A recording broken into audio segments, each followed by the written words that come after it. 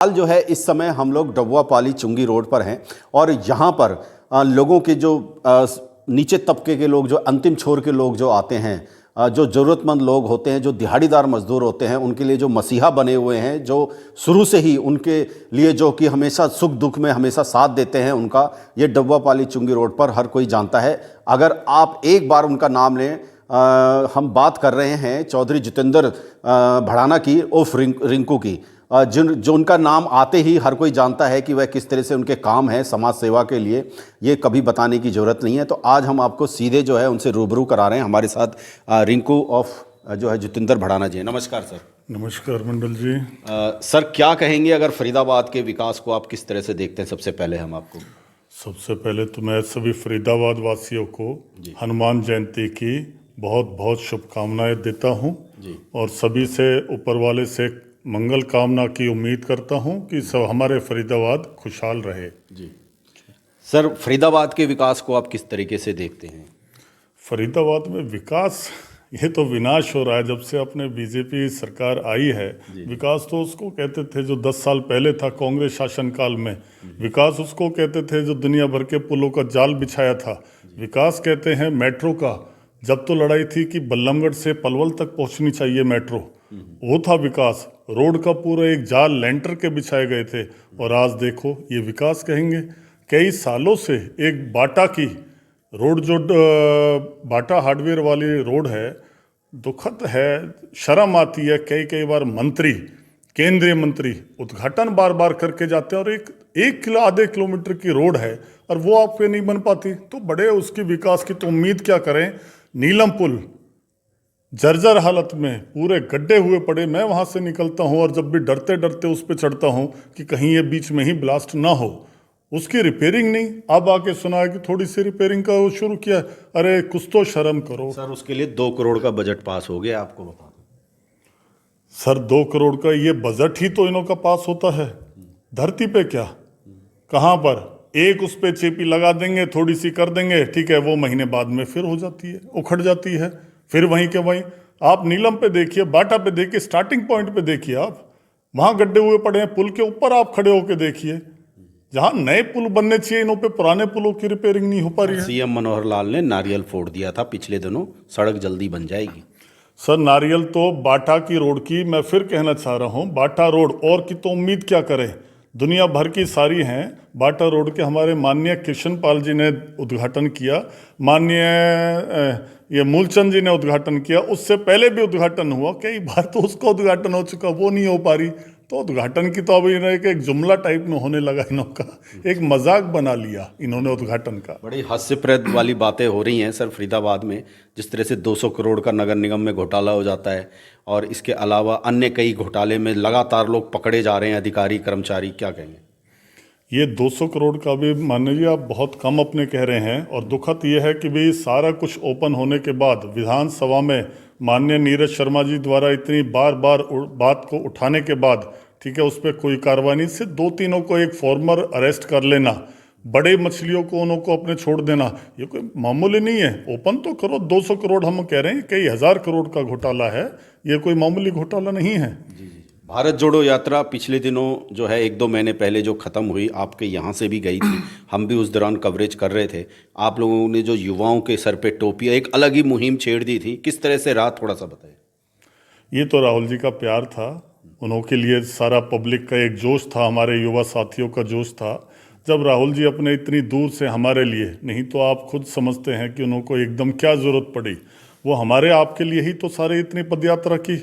उन्होंने एक तपस्या की कि नीचे से अपने वहाँ से अपने चल के आ रहे और चल के यार इतना पैदल ही पैदल अपने चल के संघर्ष कर रहे, तो वो तो एक छोटी सी एक आहुति थी हमारे भी। उन्हों के साथ हमारा सौभाग्य था कि उन्हों के साथ कदम से कदम मिला के थोड़ी दूर तक हम चल पाए, यह हमारा सौभाग्य था। वो फरीदाबाद में आए और उन्होंने हमारे काम के, हमारी यहाँ की जो है समस्याओं के लिए एक आवाज़ बनने का काम किया। जी। क्या भारत जोड़ो यात्रा से ही जो आजकल माहौल चल रहा है, इस समय जो अखबारों की सुर्खियां बन रही हैं, चैनलों में, जनता भी देख रही है, किस तरह से भारत जोड़ो यात्रा का ये असर है कि आज के टाइम में राहुल गांधी पे इस तरीके से उनकी संसद छीन ली जाती है, उनको घर से बोला खाली करने के लिए, एकदम फटाफट ये चीज़ें हो रही हैं? बिल्कुल। जब आप देखिए आवाज बनाते हैं, ये तो सिर्फ एक मोदी जी या विपक्ष वाले, ये जो सत्ता पक्ष वाला जो है, ये सिर्फ चाहते हैं कि हम जो भी घोटाले करें, कहीं भी कुछ भी करें, कोई आवाज ना उठाए, कोई सिर ना उठाए।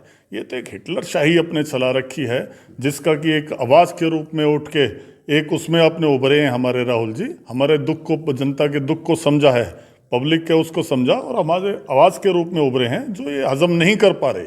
अरे कम से कम राहुल जी ने पूछा क्या है, सिंपल सी 2 शब्दों में कहा है, ये 20,000 करोड़ रुपए आपके में लगे हैं अडानी जी का, ठीक है, इसका जवाब दीजिए। कैसे लगा, कहां से आया ये फंडिंग, उसका जवाब देने की सदस्यता ही हटा दी। मंडल जी कहीं तो वो हो, यानी कि आप लोग सुनना ही नहीं चाहते। अडानी जी से ऐसा कौन सा मोह हो गया, कौन सा प्यार हो गया, ठीक है, कि उसके पीछे पूरे एमपीज को, पूरे विपक्ष को उसको खत्म करने के लिए तुले हुए हैं। हमारे माननीय कृष्ण पाल जी हो गए, दूसरे हो गए, वो कहते ओबीसी ओबीसी। अरे क्या ओबीसी मेरे भाइयों, मैं भी ओबीसी से हूं, ठीक है। तब कहाँ ओबीसी गए थे, जब आरक्षण का वो हुआ था, तब कहाँ गए थे ओबीसी? आप दुनिया भर के पब्लिक मरी थी, उसमें भी मारी थी सारी सारी, कहाँ गई थी ओबीसी? तब से परेशान नहीं थे क्या? ये ओबीसी है क्या? पैसा लेके भाग जाओ ओबीसी ऐसे। अरे कोई भी हो, अपने सरकार के अकॉर्डिंग है। सिंपल सा जवाब उन्होंने 2 शब्दों में कहा है, 20,000 करोड़ का आप जवाब दीजिए, तो जवाब दीजिए। अगर आप गुनहगार नहीं है तो जवाब देने में आपत्ति क्या है आपको? सदस्यता हटा देंगे, जेल में भेज देंगे, मुकदमे लगा देंगे। हिटलर शाही हो रही है। आप देखिए एक बहुत डर का माहौल है पब्लिक में कि थोड़ी सी आवाज उठाए उसके ऊपर मुकदमा, थोड़ा सा कोई करे उसके ऊपर मुकदमा। तो एक हिटलर शाही चला रखी है। ये कोई सत्ता का वो नहीं, बहुत दुरुपयोग हो रहा है सत्ता का। बीजेपी डर सी गई है क्या कांग्रेस राहुल से? बहुत ज्यादा। ये डर ही नहीं, इन्हों के ये पाप हैं। और पाप, जब आदमी कहीं ना कहीं गुनहगार होता है, चोर को चोर कहेंगे तो वो एकदम डरता है कि रे तेरा भेद खुल गया है। तो जब इन्होंने गड़बड़ करी है तभी तो ये डर है। ना करते तो पाक साफ रहते, जवाब भी देते और कहते खुल के अपने इस पे जांच की जाए। आप कहते हो उसकी, हम सीबीआई को और जांच डबल बैठा देते हैं। तो कहीं ना कहीं डर इन्हों के चोर है मन में सबके जो है। हरियाणा सरकार की बात करें जी, लगातार नगर निगम के जो चुनाव हैं वो डिले होते जा रहे हैं। 4 साल ऐसे ही निकाल दिए। जो पार्षद चुने आए वो कुछ काम कर नहीं पाए, भ्रष्टाचार ऊपर से। तो किस तरह की सरकार जो है, किस तरह, क्या चाह रही है, आप क्या मतलब कहना चाहेंगे? सबसे बड़ी बात बताऊं मंडल जी कि इन्हों पे सत्ता का चलाया नहीं जा रहा। ये तो अंग्रेजों के उसमें रहे थे, अंग्रेजों के गुलाम रहे हैं। और ये काले अंग्रेज हैं जो कि हर तरीके से सिर्फ एक देश को लूटने में लगे हुए हैं, ना कि ये देश का विकास करने में, विनाश करने में लगे हुए हैं। जहाँ भी देखिए आप घोटाला घोटाला घोटाला।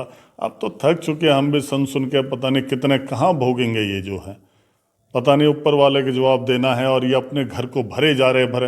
अरे 2 रोटी खानी है भाई, मेरे ऊपर वाले के जवाब देना है, कम से कम कहीं तो कुछ धर भर रखो। इन्हों के है ही नहीं उस चीज़ का। नगर निगम के चुनाव लेट हो रहे हैं सर, उस पर क्या कहेंगे? पार्षद के जो सर, नगर निगम के भी चुनाव भी कई पहले था, इससे पहले था 1-1.5 साल पहले, उसका वो पेंडिंग किया गया। अभी भी है, अभी भी पेंडिंग, ठीक है। तो कहीं ना कहीं देखें, ये तो ये कराने के मूड में नहीं है इसको, निगम के चुनावों को। और काफ़ी उलझा रखा है, उलझा रखा है बहुत ज़्यादा जो है हर किसी को। एक निगम के चुनाव हो गए, सरपंच के देखे आपने लास्ट टाइम कितना लेट कराया। तो ये कहीं ना कहीं जो है विकास का एक रोड़ा है कि चुनाव होंगे, विपक्ष आएगा, तो ये डरे पड़े हैं उससे भी, निगम के चुनाव से। रिंकू जी एक बात बताइए, हर साल जो है बिजली पानी को लेकर आपके इस रोड पे आप लोगों के लिए, न्याय के लिए सड़कों पे उतरते हैं और एक आवाज़ में सारी जनता जो है यहाँ के जो आसपास के आपके साथ खड़ी हो जाती है। तो ये समस्याओं के क्या राज है जो आपके साथ जनता, मतलब किस तरह से आप लोगों का वो विश्वास जीतते हैं? ये भाई उन्हों का सभी का प्यार है, उन्हों के दुख सुख में रिंकू साथ रहता है, हर समय रहता है। और ये सभी को मालूम है कि कभी भी दुख की घड़ी आई है तो मैं इनसे जनता के साथ में हमेशा रहा हूँ, ठीक है। और आगे भी भविष्य में भी इन्हों का सबके साथ रहूँगा और प्यार बना रहेगा। और आगे ऊपर वाले की है, जब तक सांस दे रखी इन्हों की सेवा करता रहूँगा। तो ये रिंकू भड़ाना थे, जिनको आप जितेंद्र भड़ाना के नाम से भी जानते हैं। और जैसा हमने इनसे लास्ट में क्वेश्चन पूछा कि सभी यहाँ की जनता जो कई प्रदेशों से, जो गरीब तबके के लोग हैं, रोजी रोटी के लिए यहाँ आए हैं, उनके लिए न्याय की आवाज़ बनते हैं। और यही कारण है कि इनकी एक आवाज़ पर जो है जनता इनके साथ खड़ी हो जाती है और ये जो रोज़मर्रा के मुद्दे हैं, बिजली, पानी, सड़कें, उसके लिए हमेशा उनके न्याय के लिए खड़े मिलते हैं। इस वीडियो को ज़्यादा से ज़्यादा शेयर करें, लाइक करें, कमेंट्स करें और इसको अपने भी विचार आप रख सकते हैं। नमस्कार।